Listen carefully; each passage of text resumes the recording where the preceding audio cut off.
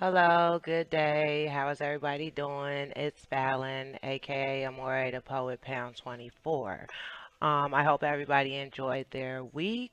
I know I missed you guys last week. It was actually my daughter's birthday weekend. She actually had a whole week. I felt like I was celebrating, but you know what? She deserves it. The one thing that she asked for was, for her brother to be here, and that's something I cannot give her. So I just tried to do the best that I could to get her mental off of her brother not being here. She enjoyed herself, but I don't think as much as she would have if her older brother was here. But everything went smoothly and it turned out all right. So I'm back and I'm here with you guys today. So today we're going to talk about the fast life. My experience with the fast life. I know everybody's, experience with the fast life is probably different. It just depends on, I guess your past growing up or your childhood or whatever you chose to get into, whatever road you went down, whatever turns you took growing up. So my experience with the fast life was kind of more so like the sex, money, and drug part of it because probably because of like the molestation and stuff like that, and not really getting the mental health that I needed when I was a childhood or through my teenage years. Um, One thing that happened, I know like my last video was about child abuse and sexual abuse or whatever. And I think that's like I turned to, thinking mentally that women or myself, that's what we were for. We were just, an object for men. We have sex with them, they get their nut off or whatever, and that was my purpose in life. So at a young age, I started, I having sex with whatever. I didn't really care or get into feelings, emotions, or anything like that because, my purpose was completed if he got what he needed. Um, I did like I guess it started I moved out here in to Chicago from New York in about 2001. And I was very sheltered still with my son's father. I didn't go out, I didn't have friends, I didn't do anything, but I still had like, little probably demons or things that I needed to deal with that I didn't deal with. I just suppressed them and they would resurface eventually in my life. And that's what happens if you don't deal with problems or situations as they come up or, arise. You will have to deal with them later. So better now than later for me.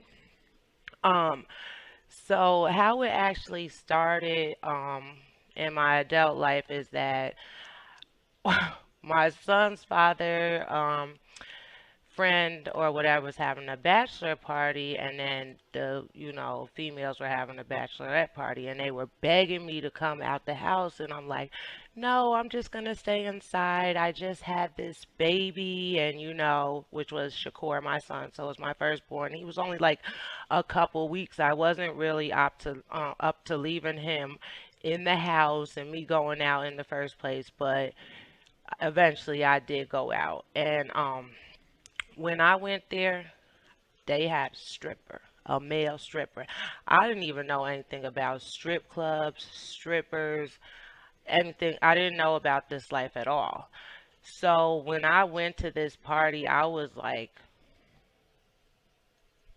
they do this, like they shake their penis and they shake their behind for money. They get paid. I just was like really amazed, really fascinated, like the dancing and the euphoria of everything. And I just was like, okay, if a man can do this, can a woman do it too? And I started like doing my research and asking questions about dancing. And I started going to the strip club, like to the male strip club, because I wanted to see what it was like and, the whole process of being on stage and how, how everything goes, because this is something new to me. So I had to, like, get, some lessons before you just jump out there and do what you're going to do. So I started off going to the clubs or whatever. By myself. I started going to the club by myself, and I was hiding it actually from my kid's father because I don't know. I guess I was ashamed, but he probably didn't want me being a stripper anyways. But I did what I had to do because I thought that's what I needed to do in life, and I guess it is because it probably made me the person who I am today. So I started going to this one club, and it was kind of like a more uppity kind of high class. And not that I'm not high class or whatever. I didn't know how to dance, first of all. I've never been in a strip club. I didn't know the game of getting money and the whole little tricks and dabbles of everything. So this club wasn't really for me. So I went to another club which was a little bit better equipped for me, but I kind of got tired. Like, I have a problem with somebody telling me what to do when I'm making my money. And if my feet are hurting, I'm taking a break. You know what I'm saying? I didn't come here with no corns or no bunions. And guess what, baby? I'm not leaving with none. Not for you and not for anybody up in here. Okay? So I had left early one day from that club, and they was like I couldn't come back or whatever, cause whatever the case. Okay, cool. So I started at another club. Now this club was a little bit different because it's like you could dance, but you also it's like legal prostitution. And I didn't know anything about it when I first got to the club, but I started off dancing, same as the other clubs and everything like that. But I'm looking at these girls, I'm like, shoot, they got bills, like, you know what I'm saying? And I'm over here like,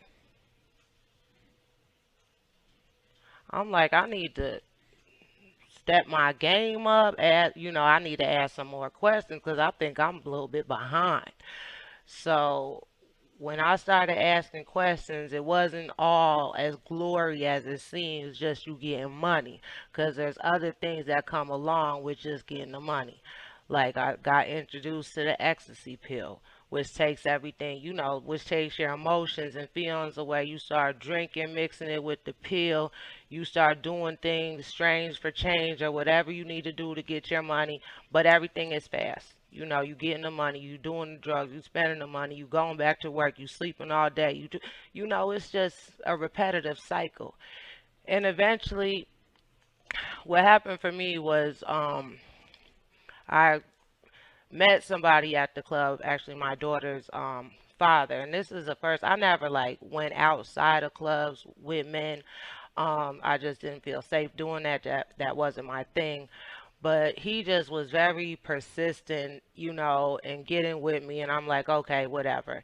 And I did eventually, end up with him and spend 11 years of my life with him and got married to him. We divorced now, but we are still friends. I did have a daughter by him. So when I, got pregnant with my daughter and I had my daughter and everything like that, I was like, this isn't something, it just, my mindset got different. And it was like, I'm fighting to be a mom to a daughter, and I wouldn't want her doing these things or in the same situations or in the club shaking her tail feather or doing whatever she needs to do. I need to make a better life for myself so I could show her and give her avenues that she can take instead of this avenue, because it'd be my fault if I stayed in that situation and then she turned out to be like that, and now I'm like, okay, that's what I gave her. You kids tend to follow by example. A lot of them. I didn't turn out to be, a crack addict, but I did do drugs, thankfully and fortunately I was strong enough to have a change in the lifestyle, but it is what it is. So when I had my daughter, I would, be looking at her and I'm like, I keep going to work, and the money was going down because it was kind of high pricey when I first got to the club. You were getting hundreds and thousands of dollars, but eventually like some girls came to the club who were doing it for a lot less, and I can't compete with that. You know what I'm saying? I can't compete with you doing everything underneath the sun, you know what I'm saying, the moon, the stars, and the clouds for the same price I'm trying to do a dance for, it just wasn't adding up. So they just took this little muffin off the market. Discontinue. I'm Bath and Body Works, Country Apple, just discontinue. But that's okay. Because I went to school and I found something better to do for my life, at the time. So you eventually, I just kind of, I guess, weaned out of the club or whatever because I started going to school, and I was still going to the club, but it got tiresome for me. I'm trying to go one way, but I'm still holding and dangling on to the old way, and it was pulling on my heart, my mind, my spirit, my body. It wasn't healthy. I was losing myself and trying to gain myself. That's not really how it works out. So I had to make a choice. And actually, the choice, I didn't make it by myself. I had got locked up because I was on the run. That's why it was easy to work at the club because nothing was, I just showed them my ID, whatever. I didn't have to pay taxes, do any of that, and it. But you can watch the locked up video wherever you find it on my other videos. So, today my poem is actually called "The Fast Life," and I will read this one to you guys. Let me get a little sip. I love my coffee, but my throat be dry. I didn't know, like, when you talk for this long, your throat becomes so dry. Because I talk all the time, but whatever. Okay, so, the fast life. I started getting molested at a young age. So from the start, my mind was locked in a cage. I thought my purpose was to give men what was between my thighs. This was hard to do sober, so I started getting high. I would hang out late at night and in all different types of parks. The daytime wasn't for me, and I didn't come out until after dark. I carried condoms all the time just in case I was in need. Remember, having sex with men was my number one deed. I had sex with anybody, anytime, and in any place. As long as you had a blunt, I was there, no matter what the case. I was looking for love through my vagina instead of from my heart. The two of them were going to be difficult to tear apart. These one night stands lasted through my teenage years. I didn't know about HIV, AIDS, or STDs, so they never gave me any fears. I ran away to Chicago, away from myself and my family. It didn't matter because when I looked in the mirror, me is what I could still see. Things only got worse because I wanted to keep covering the pain inside. I chose to go even deeper and take a more faster ride. I found out about strippers and clubs I could work at.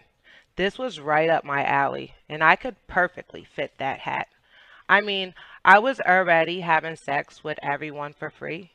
At the moment, it seemed right to get paid to be me. It started off real easy because all I did was dance.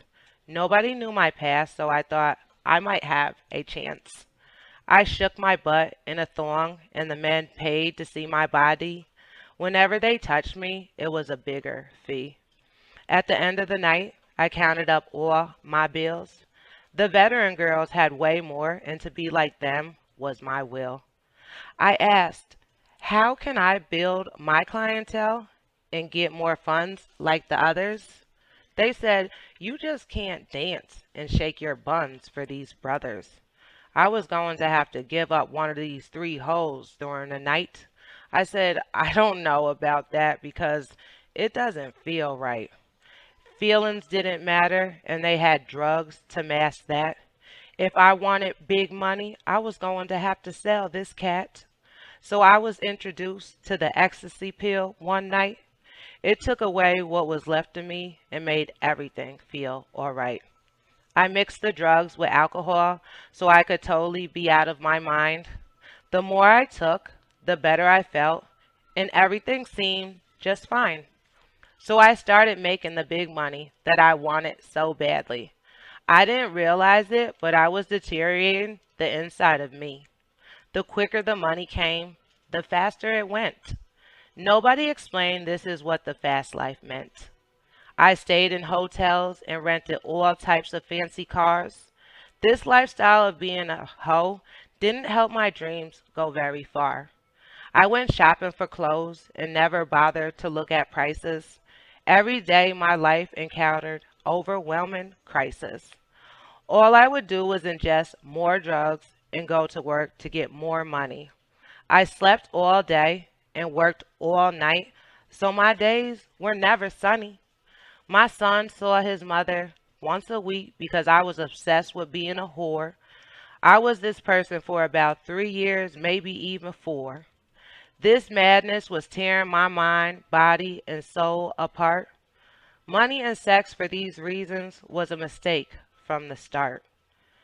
Hours, days, even years flew right past me before my eyes. I had no control over myself, and for a lot of reasons, I wanted to lay down and die. There is no win in the situation when you take the easy route. There is nothing but tunnel vision, and your life is always full of doubt. I got pregnant, and again, I said, I can't let 2 kids live this way. So I prayed until something happened, and God delivered me one day. He gave me a vision with the mind and sight to see. In the end, I thought all was lost, but I still had me.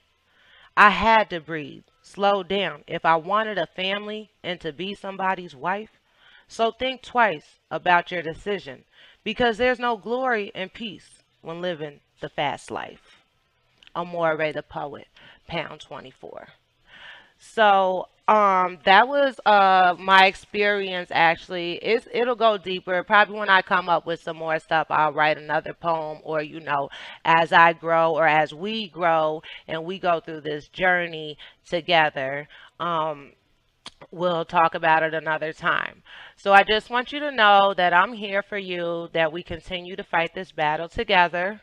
I love you. I hope you're doing okay. I hope you have been doing self checks, mental checks, health checks, wealth checks, whatever you need to do to make your mind at ease, have a peace of mind.